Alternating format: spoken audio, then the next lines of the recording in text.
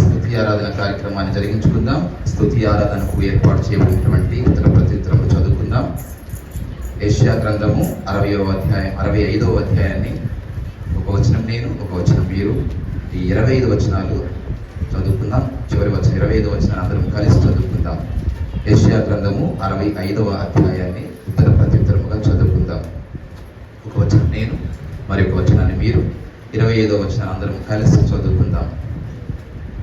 నా యొద్ద విచారణ చేయని వారిని నా దర్శనముకు రానిచ్చి తిని, నన్ను వెదకని వారికి నేను దొరికి తిని, నేనున్నాను, ఇదిగో నేనున్నాను అని నా పేరు పెట్టబడిన జనముతో చెప్పుచున్నాను.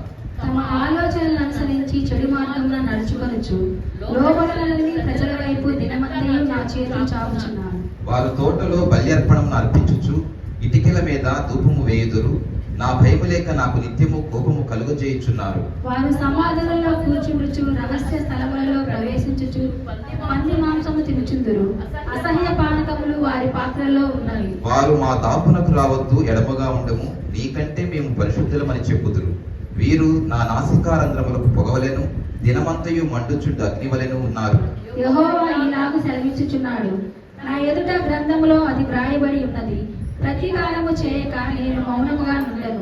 నిశ్చయముగా వారిని ఇచ్చినట్లు నేను వారికి ప్రతిఫలకాలు చేసేదను. నిశ్చయముగా మీ దోషములను బట్టి, మీ పితరుల దోషములను బట్టి, అనగా పర్వతముల మీద ఈ జనులు ధూపం వేసిన దానిని బట్టి, కొండల మీద నన్ను దూషించిన దానిని బట్టి, మొట్టమొదట వారి ఒడిలోనే వారికి ప్రతీకారము కొలిచిపోయుదును.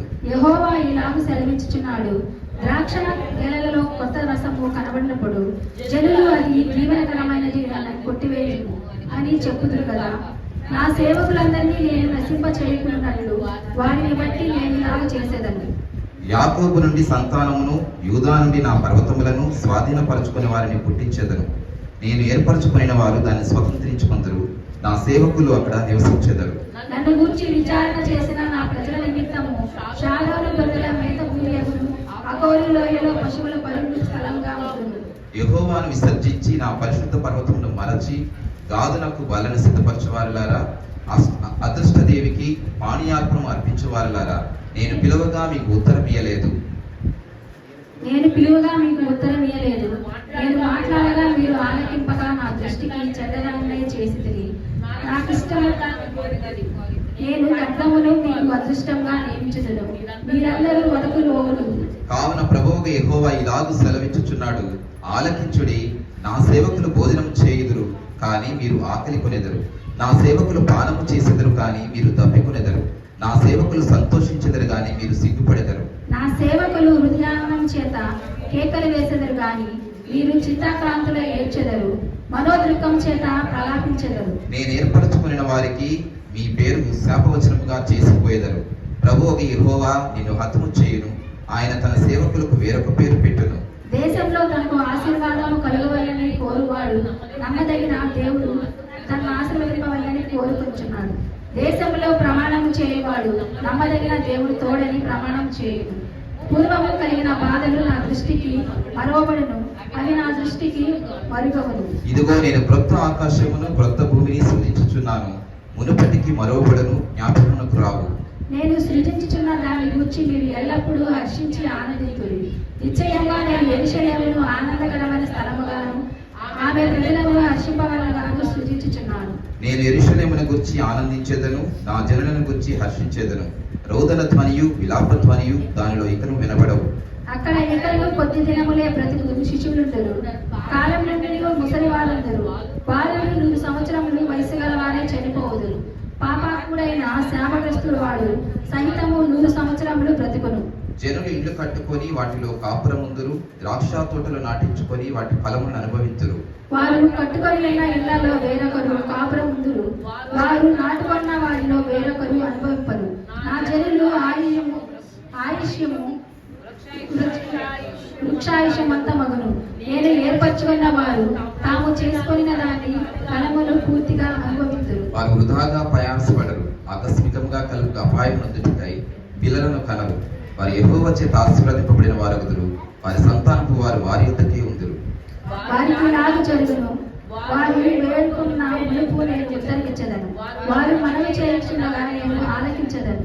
తోడేళ్లను గొర్రె పిల్లలను కలిసి సింహం ఎద్దువలే విను. సర్పమునకు మన్ను ఆహారమగును, నా పరిశుద్ధ పర్వతములో అది హానియైనను నాశనమైనను చేయకుండును అని యెహోవా సెలవిచ్చుచున్నాడు. దేవుడి పరిశుద్ధ వాక్యాన్ని దీవించును గాక.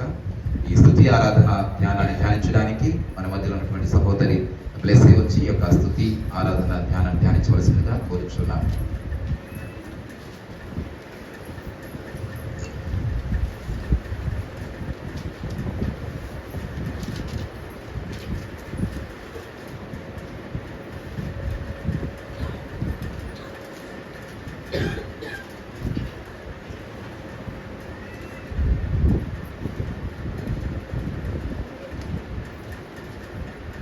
అందరికీ వందనాలు. అందరు బాగున్నారండి? చాలా పెద్దది 25 వచనాలు అన్న, అన్ని చదవాలంటే నేను అన్ని చదవండి అన్న 25 వచనాలు అని చెప్తాను. ఒకసారి స్తుతి ఆరాధన భాగాన్ని చూసుకుందాం. యెషయా గ్రంథం 65 1-2 వచనాలు చదువుతారా?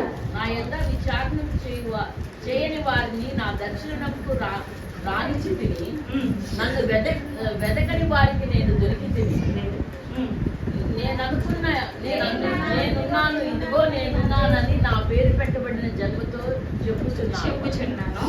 చాలా అయితే ఈ యెషయా గ్రంథము ఈ 65వ అధ్యాయం రాసేటప్పుడు దేని గురించి రాస్తారంటే, యూదులు బబులోన్లో ఉంటారన్నమాట.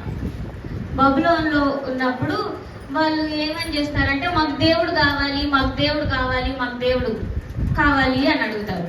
కానీ దేవుడు కావాలని అడుగుతున్నారు, కానీ వాళ్ళు దేవుడి కోసం వెతకటం లేదు. యూదులు వెతకటం లేదన్నమాట. అదే ఇక్కడ మొదటి వచనంలో చెప్తారు, నా యొద్ద విచారణ చేసే వాళ్ళు అన్నారా?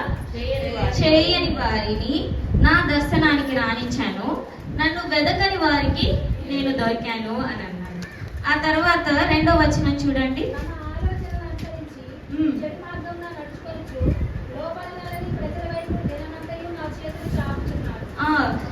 వాళ్ళు వాళ్ళ ఆలోచన బట్టి నడుస్తున్నారు. బబులోన్ వాళ్ళు, అదే యూదులు వాళ్ళ మార్గంలో వాళ్ళు నడుస్తున్నారు, వాళ్ళ ఆలోచనలో వాళ్ళు ఉన్నారు. అయినప్పటికీ ఏం చేస్తున్నాడంట దేవుడు, వాళ్ళ చెడ్డ మార్గంలో నడుస్తున్నా కానీ దినమంతా నా చేతులు చాచే ఉన్నాడు. వీళ్ళు ఎలా చెప్తారంటే, దేవుడిని కొరకు విచారణ చేయని వాళ్ళని చెప్పొచ్చు, లేదంటే జెంటైల్స్ అంటే అన్యులు అని కూడా చెప్పొచ్చు. ఈ మాట ఎక్కడ నెరవేరిందంటే రోమా పత్రిక 10వ అధ్యాయం పౌలు గారు కూడా దీని గురించి చెప్తాడు. 20-21 వచనాలు చదవండి.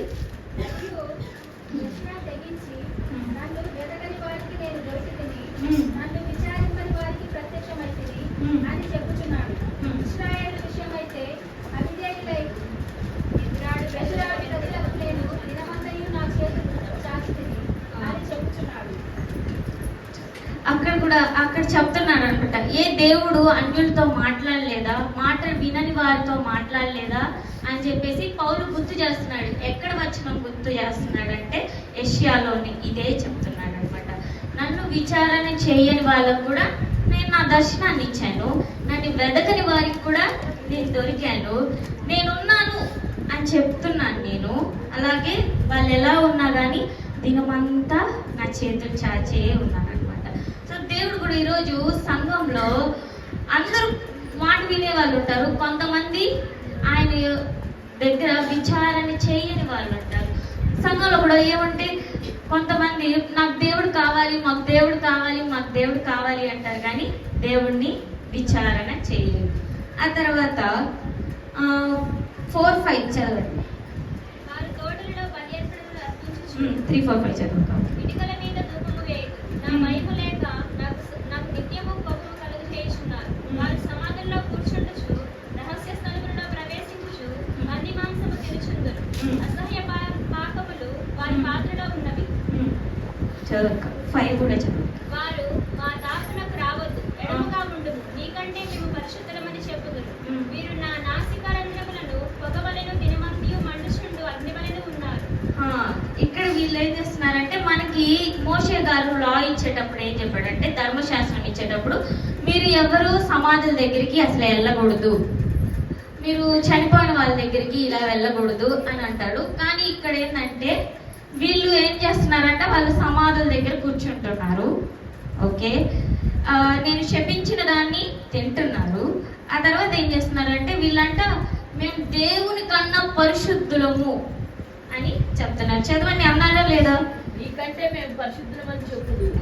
నీకంటే మేము పరిశుద్ధులము అని చెప్పుకుంటున్నారంట. ఇప్పుడు కూడా ఎలా ఉండిద్ది అంటే ఈ కాలంలో, ఇంతకు ముందు అలా లేదు, ఇప్పుడు ఈ టైంలో ఎలా అనుకుంటారంటే స్పిరిచువల్ యాటిట్యూడ్. అందరికి ఏంటంటే దేవుడు మాకే తెలుసు, మేము చాలా హోలీ, మేము చాలా పరిశుద్ధులము అని చెప్పుకునే వాళ్ళు ఉన్నారనమాట. వీళ్ళు దేవుడికి ఎలా ఉన్నారంటే నా నాసికా రంధ్రంలో పొగవలే ఉన్నారు. అంటే ఇప్పుడు మీరు ఒక మంట వేసారు, దాంట్లో ప్లాస్టిక్ వేశారు, ఆ స్మెల్ అబ్బా సూపర్ స్మెల్ అని చెప్పేసి పీల్చుకుంటా ఉంటారా? బా చీ అని పక్కకు వస్తారు కదా, వస్తారు రారా? వస్తారు. సో ఇలాంటి వాళ్ళు, నేను నాకంటే పరిశుద్ధులు అని చెప్పుకునే వాళ్ళు ఏసైకి ఎలా ఉన్నారంటే చీ నా నాసిక ఆనందంలో వాళ్ళు పొగవలే ఉన్నారు అని చెప్తున్నారు అనమాట. ఓకేనా? అయితే ఆయన ఏమంటున్నాడు, అయినా ఇలాంటి వాళ్ళ కోసం కూడా దేవుడు పైన ఏం చెప్తున్నాడు, దినమెల్లా నేను చేతులు చాపే ఉన్నాను అని అన్నాడు. అది అయిపోయిన తర్వాత 6వ వచనం చదవండి. యెహోవా ఇలా సెలవిచ్చుచున్నాడు, నా ఎదుట అది గ్రంథంలో రాయబడి ఉన్నది, ఉంటాను. చాలా. అయితే నేను చేతులు చాటున్నాను కదా, నేను ప్రతీకారం చేయకుండా అయితే గమ్ముగాను ఉండను అన్నాడు. 8వ వచనం చదవండి. యెహోవా ఇలాగ సెలవిచ్చుచున్నాడు, ద్రాక్షగలలో కొత్త రసము కనబడినప్పుడు జనులు అది దీవెనకరమైనది, దాన్ని కొట్టివేయకుము అని చెప్పుదురు కదా. నా సేవకులందరినీ మేము నశింప చేయకుండానట్లు వారిని బట్టి నేను ఎలాగ చేసేదను? దేవుడు పైన ఏమన్నాడు, నేను ప్రతీకారం చేస్తాను అన్నాడు కదా. మరి ఎందుకు చేయట్లేదంటే, ఇప్పుడు మీకు ద క్లస్టర్ ఆఫ్ గ్రేప్స్, మీరు షాప్స్ లోకి వెళ్ళి ఫ్రూట్స్ గ్రేప్స్ తెచ్చుకుంటారా? తెచ్చుకున్నప్పుడు ద్రాక్ష గెలని మీరు తెచ్చుకున్నప్పుడు దాంట్లో 2-3 కాయలు పుల్లిపోయి, అందుకని చెప్పి ఇది బాగాలేదని పడేస్తారా? లేదు, ఇది మంచిదే, ఇది మంచిదే అని చెప్పుకుంటారు. ఇక్కడ దేవుడు కూడా ఏమంటున్నాడు, అదే అంటున్నాడు. ద్రాక్ష గలలో కొత్త రసం మీకు కనపడినప్పుడు దాన్ని మీరు పడేస్తారా? పడేరు. ఏమని చెప్పుకుంటారు, ఇది మంచిది అని అంటారు. దేవుడు కూడా నేను ఎందుకు ప్రతీకారం చేయట్లేదంటే, కొంతమంది ఆయన పరిపాలనలో కొంతమంది మంచిగా ఉన్నారు, కొన్ని కుళ్ళిపోయి ఉన్నాయి. ఆ మంచిగా ఉన్న వాటిని నిమిత్తము నేను ప్రతీకారం చేయట్లేదు అన్నాడు. ఆ ద్రాక్షకాయలు కొన్ని బాగున్నాయి కదా, అందుకని మనం ఉంచుకుంటున్నాం ఆ ద్రాక్షకాయల్ని. కొన్ని కుళ్ళిపోయాయి, వాటి కోసం అన్నింటినీ పడేయట్లేదు కదా. అలాగే దేవుడు కూడా అంటున్నాడు అనమాట. అయితే 10వ వచనం చదవండి. ఇప్పుడు ఎవరంట, విచారణ చేసిన వాళ్ళు. ఇంతకు ముందు ఎవరు? చేయని వాళ్ళు.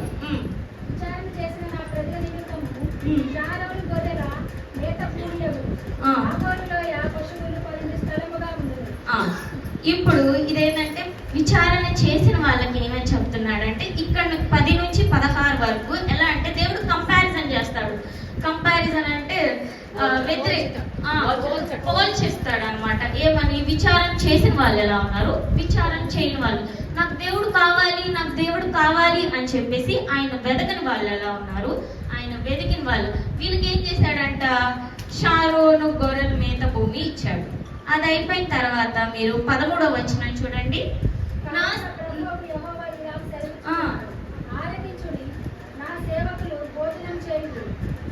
మీరు ఆకలి ఉంటారు. ఏమని చెప్తున్నాడంటే, విచారణ చేసిన వాళ్ళు బాగా తింటారు, పానం చేస్తారు, కానీ మీరు విచారణ చేయని వాళ్ళు ఆకలి కొని ఉంటారు అన్నాడు. ఆ తర్వాత ఏమంటారంటే, వీళ్ళు సంతోషంగా ఉంటారు, వాళ్ళు సిగ్గుపడి ఉంటారు. మా వాళ్ళు ఎలా ఉంటారు, ఆనందంగా ఉంటారు, మీరు దుఃఖాక్రాంతులై ఉంటాడు, చింతాక్రాంతులై ఉంటాడు, ఏడుస్తారు అని చెప్తారు అనమాట. అయితే ఇన్ని చెప్పిన దేవుడు 17వ వచనం చదవండి. ఇదిగో నేను కొత్త ఆకాశమును కొత్త భూమిని సృజించుచున్నాను. మునుపటివి మరువబడును, జ్ఞాపకమునకు రావు. మునుపటివి మరువబడిను, అవి జ్ఞాపకానికి రావు. ఈ యెషయా గ్రంథము 65వ అధ్యాయం 2 parts. ఓకేనా? 16వ వచనం దాకా మీరు ఒక గీత తీసుకోండి. ఓకేనా? 16వ వచనం దాకా గీత తీసుకోండి. 17 నుంచి 25. ఓకేనా? అయితే 1 నుంచి 16 దాకా తీర్పు, 17 నుండి 25 దాకా కృప. అర్థమైందా? ఆ తర్వాత 1 నుంచి ఈ ఫస్ట్ పార్ట్ ఎలా ఉందంటే యెహోవా తండ్రి. 17 నుంచి 25 సెకండ్ పార్ట్ ఎలా ఉందంటే యేసు ప్రభుకి గుర్తుగా ఉంది. ఓకేనా? అర్థమైంది కదండి? ఫస్ట్ది ఎవరికి సూచనగా ఉంది? తీర్పుకి సూచనగా ఉంది, యెహోవా దేవుడికి. సెకండ్ది ఎలా ఉంది? ఎవరి పరిపాలనలో ఉంది? కృప పరిపాలన, యేసయ్యలా ఉందన్నమాట. ఎలా చెప్తావు బ్లెస్సీ ఇది నువ్వు అని అంటారు కదా. ఒకసారి యెహెజ్కేలు గ్రంథం 15వ వచనం చదువు. 15వ అధ్యాయం 1 నుండి 6 వచనాలు. మరియు యెహోవా వాక్కు నాకు ప్రత్యక్షమై ఇలాగ సెలవిచ్చెను. యెహెజ్కేలుకి చెప్తుంది, యెహోవా వాక్కు ప్రత్యక్షమై నాకు ఇలా చెప్తుంది, నరపుత్రుడా ద్రాక్ష చెట్టు కర్ర, అడవి చెట్లలోనున్న ద్రాక్ష చెట్టు కర్ర తక్కిన చెట్ల కర్ర కంటెను ఏమైనా శ్రేష్టమా? ఏ పనికైనను దాని కర్రను తీసుకొందురా? ఏ యొక్క ఉపకరణము తగిలించుటకై ఎవరైనా దాని కర్రతో వేక్కునైనను చేయుదురా? అది పొయ్యకే సరిపడదు కదా. అగ్ని చేత దాని 2 కర్రలు కాల్చబడి నడుమ నల్లబడిన తరువాత అది మరి ఏ పనికైనను తగునా? కాలక ముందు అది ఏ పనికి తగకపోయినే అగ్ని దాని యందు రాచి దాని కాల్చిన తరువాత అది పనికి వచ్చునా? కావున ప్రభు అయిన యెహోవా ఇలాగ సెలవిచ్చున్నాడు, నేను అగ్ని యెరూషలేమును కాపురస్తులను అలాంటి వారే కనుక నేను వారిని అప్పగింపవచ్చున్నాను. చాలక్క. ఇక్కడ దేవుడు యెహెజ్కేలుకి ఏం చెప్తున్నాడంటే, ఇశ్రాయేలీయులు లేదా యెరూషలేం నివాసిస్తులు ఎలా ఉన్నారంట? ద్రాక్ష చెట్టు వలె ఉన్నారు. అడవిలో మీరు నా వైపు చూడాలంటారు, అడవిలో వేరే చెట్లు ఏమన్నా ఉంటాయి. ఓకేనా? దాని చెక్కతో మనం ద్వారబంధరాలు చేసుకుంటాం, కిటికీలు చేసుకుంటాం, అన్నీ చేసుకుంటాం. ద్రాక్ష చెట్టు యొక్క గుడ్డుతో చెక్కతో మీరు ఏమైనా చేసుకుంటారా? అదే అంటున్నాడు, అది అడవిలో చెట్లతో కన్నా వేరే ఇదేమైనా యూజా అని అడుగుతున్నాడు దేవుడు. ఆ తర్వాత మీరు దాని ద్వారా ఏమైనా తగిలించుకోగలరా? మేకు కొట్టి ద్రాక్ష చెట్టుతో తగిలించుకోలేవు. అందుకని ఇజ్రాయిలు వాళ్ళు ఇలాగే ఉన్నారు, నేను వీళ్ళని ఏం చేస్తాను? అగ్నికి అప్పగిస్తాను అని అన్నాడు. ఇది ఎవరు చెప్తున్నాడు? యెహోవా తండ్రి చెప్తున్నాడు. First part. ఓకేనా? యోహాను సువార్త 15వ అధ్యాయం. ఇప్పుడు మీరు ఏం చదివారు? యెహెజ్కేలు 15 చదివారు. సో దేవుడు యేసయ్య తండ్రికి ఆన్సర్ ఇస్తున్నాడు. యోహాను సువార్త 15వ అధ్యాయం 5వ వచనం. ద్రాక్షవల్లిని నేను, తీగలు మీరు. ఎవరైతే నా యందు నిలిచి ఉంటారో, నేను ఎవరి యందు నిలిచి ఉంటానో వాడు బహుగా ఫలించును అన్నాడు. ఇప్పుడు యెహోవా తండ్రి ఏమన్నారు? ఇజ్రాయిలీలు ఎలా ఉన్నారు? వీళ్ళు పాపం చేసి వీళ్ళు ఎలా ఉన్నారంటే ద్రాక్ష చెట్టు. ఇది దేనికి పనికిరాదు, వీళ్ళు అసలు నాకు యూజ్లెస్ అని అన్నాడు. నాకు అసలు పనికిరారు వీళ్ళని నేను కాల్చి వేస్తాను అని అన్నాడు. అయితే యేసయ్య వచ్చేసి నో నో నో నో కాదు, ద్రాక్షవల్లి నేను, ఏరుల నుంచి చెట్టు వరకు నేను, బ్రాంచెస్ వాళ్ళు. తండ్రి వాళ్ళు బ్రాంచెస్, దాని నుంచి నాలో నుంచి ఎదిగి వాళ్ళు ఫలిస్తారు. ముందు ఇజ్రాయిలీలు దేవునికి అదే యెహోవా తండ్రికి ఫ్రూట్స్ చూపించలేకపోయారు. ద్రాక్ష చెట్టు వేస్ట్ గా ఉంది, అది అగ్నికే తప్ప నాకు దేనికి యూజ్ లేదు అని అన్నాడు. అయితే యేసయ్య చెప్తున్నాడు నో నో నో నో, చెట్టుని నేను వాళ్ళు నాలో ఉన్నప్పుడు వాళ్ళు ఆ ద్రాక్ష కాయలు ఆ ఫలాల్ని చూపిస్తారు దేవా అని చెప్పేసి ఏమంటున్నాడు. ఇప్పుడు 65వ అధ్యాయానికి రండి. ఇదిగో నేను కొత్త ఆకాశాన్ని కొత్త భూమిని సృజిస్తున్నాను, పాతవి పోయాయండి, ఇంకా నేను అవి జ్ఞాపకాన్ని చేసుకోను అని అన్నాడు. ఆ తర్వాత 21 వచనం చదవండి.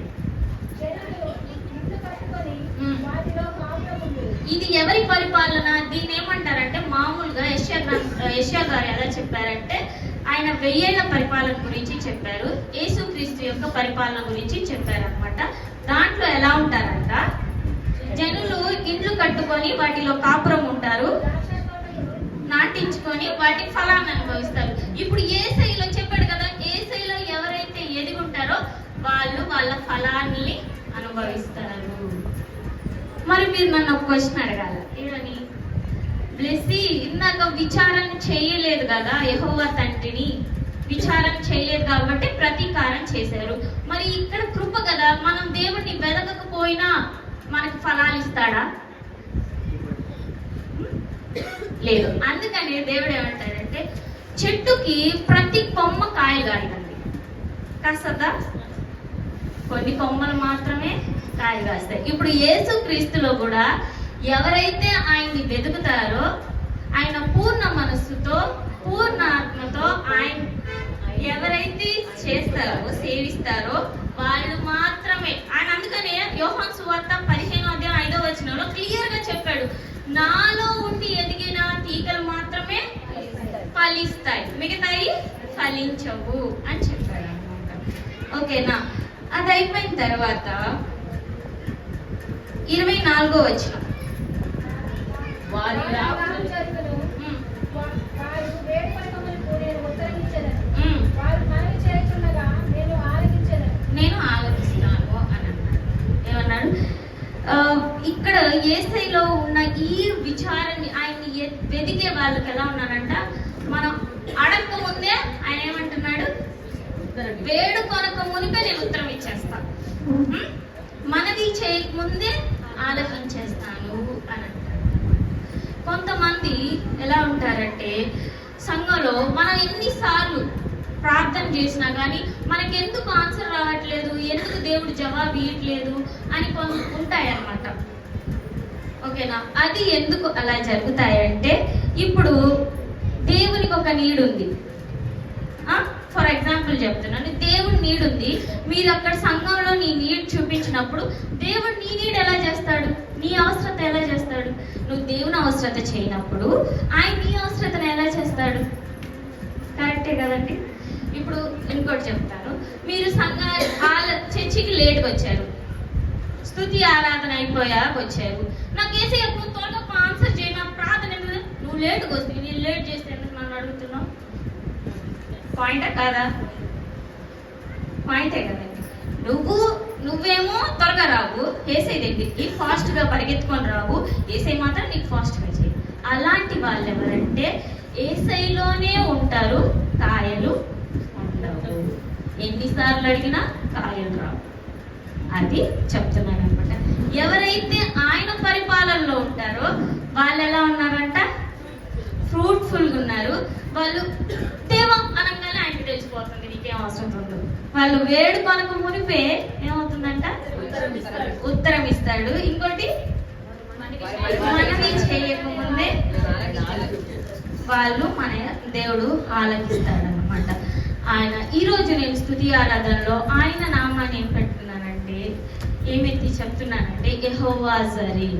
యెహోవా జరే అంటే ఏంటంటే, the one who answers our prayer and provides. అంటే తెలుగులో ఏంటంటే, ఆయన మన దేవుడు ప్రార్థనలు వినే దేవుడు కాదు, ప్రార్థనలకి జవాబిచ్చే దేవుడు, దాన్ని మనం పొందేలాగా చేసే దేవుడు. దేవుడు సహాయం చేయకుండా ఉన్నట్లు యేసయ్య చేతులు కురచి కాలేదు అని ఉంటుంది, తెలుసు కదా. హీఈస్ వెరీ గుడ్ గాడ్, ఆయన వండర్ఫుల్ గాడ్, చాలా గొప్ప దేవుడు. ఆయన మీకు ఇలాగ హెల్ప్ చేయాలని దేవుడు మీకు అనుకుంటున్నాడు. అర్థమవుతుందా? అలాంటి ఉన్నప్పుడు మీరు ఆయనలో ఫలించే తీగల వలె మనము ఉండాలన్నమాట. యెహోవా జరే కూడా ఆయన ఎలాంటి దేవుడు, మీరు మనవి చేయక ముందే మీకు ఇచ్చేయాలనుకుంటున్నాడు, మీరు వేడుకోక ముందే మీకు ఇచ్చేయాలనుకుంటున్నాడు. అటువంటి దేవుడిని నేను ఈరోజు జ్ఞాపకం చేస్తున్నాను. ఇప్పుడు మీరు క్రీస్తు పరిపాలన మన ఫ్యూచర్, ఇది పాస్ట్ అండి. 1 నుంచి 16 వచనాల దాకా యెహోవా తండ్రి పరిపాలనది. ఇప్పుడు ఎవరిది జరగబోతుంది? తర్వాత యేసయ్య క్రీస్తు పరిపాలన జరిగిపోతుంది. అయితే దేవుడు సంఘానికి ఏం చెప్తున్నాడు, ఇంకా కొంతమంది ద్రాక్షలు కుళ్ళిపోయి ఉన్నాయి, వాళ్ళ కోసం నేను దినమంతా చేతులు చాపే ఉన్నాను, అయినా రావట్లా. మాకు దేవుడు కావాలి, దేవుడు కావాలి, దేవా దేవా దేవా అంటున్నారు, కానీ వెదకండి. ఆయన్ని వెతికితే నేను దొరుకుతానంటున్నాడు, నేనున్నానని మీకు చెప్తున్నాడు. దినమంతా నేను మీకోసం చేతులు చాపి ఉన్నాను. ఆయన యెహోవా జరే. చెప్పండి, యెహోవా జరే. ఆయన మన దేవుడు వినే దేవుడు కాదు, జస్ట్ వినే దేవుడు కాదు. మీరు ప్రార్థన చేస్తే ఆయన జవాబు ఇచ్చే దేవుడు, మీరు అది పొందేలాగా చేసే దేవుడు. అర్థమైంది కదండి ఈరోజు. సో ఆయనలో ఇప్పుడు ప్రతీకారం లేదు, కానీ ఆయన పరిపాలన నడుస్తున్నారు అనమాట. ఆయన పరిపాలనలోకి మీరు రావాలి, క్రీస్తు పరిపాలనలో. అంటే నామినేట్ అవ్వాలి మీరు. బిగ్ బాస్ చూస్తారా? బిగ్ బాస్ లో ఎట్లాంటి చూస్తారు, నేను చూడు. అంటే మామూలుగా ఉద్యోగాలు అందరు ఉద్యోగాల్లో ఎలా ఉంటుందంటే, వీళ్ళు బెస్ట్ స్టూడెంట్, వీళ్ళు బాగా వర్క్ చేస్తున్నారంటే వీళ్ళని నామినేట్ చేసి పై స్థితికి ఎత్తుకెళ్తారా? మా కంపెనీలో కూడా ఏంటంటే, మాకు ప్రమోషన్లు కానీ ఏమైనా ఇవ్వాలంటే మమ్మల్ని ముందు నామినేట్ చేస్తారు.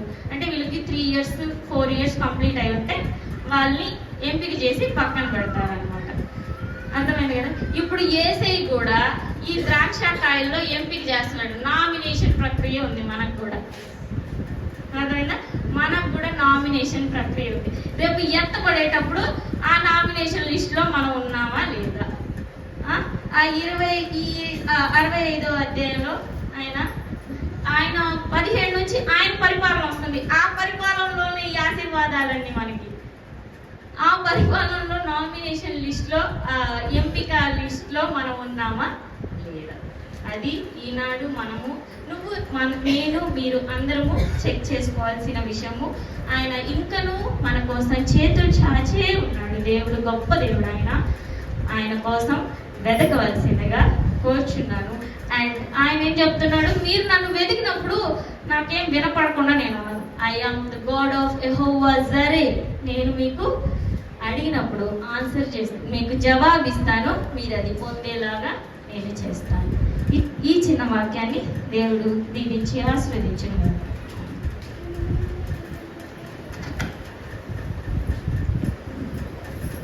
Thank you Blessy. మరి చక్కటి స్తుతి ఆరాధనను చక్కగా ధ్యానించినందుకే సహోదరికి వందనాలు తెలియజేస్తున్నాను. మరి యెషయా గ్రంథం 60వ అధ్యాయంలో 25 వచనాలు ఉన్నాయి.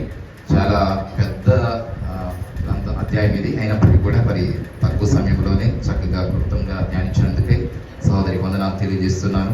మరి ఈ యొక్క ఫస్ట్ 16 ఏదైతే వర్సెస్ ఉన్నాయో ఆ 16 వచనాల్లో మరి యెహోవా తండ్రి దాన్ని లీడ్ చేస్తూ మనకి తీర్పు కాలంగా మరి తెలియజేశారు.